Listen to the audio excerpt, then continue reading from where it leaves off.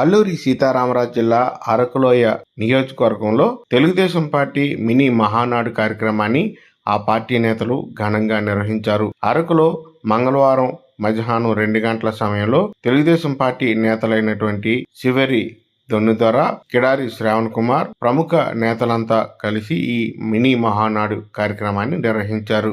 ఈ సందర్భంగా వారు మాట్లాడుతూ గిరిజనుల అభివృద్ధి కోసం అనేక జీవోలను తీసుకొచ్చి గిరిజనులను అభివృద్ధి చేయడంలో ముందున్న ప్రభుత్వం ఏదైనా ఉందంటే అది తెలుగుదేశం పార్టీయేనని వారు తెలియజేశారు. రానున్న రోజుల్లో గిరిజనులకు పూర్తి స్థాయిలో చట్టాలను అమలు చేయాలంటే తెలుగుదేశం పార్టీ కూటమి ప్రభుత్వం అధికారంలో ఉండాలని వారంతా తెలియజేశారు.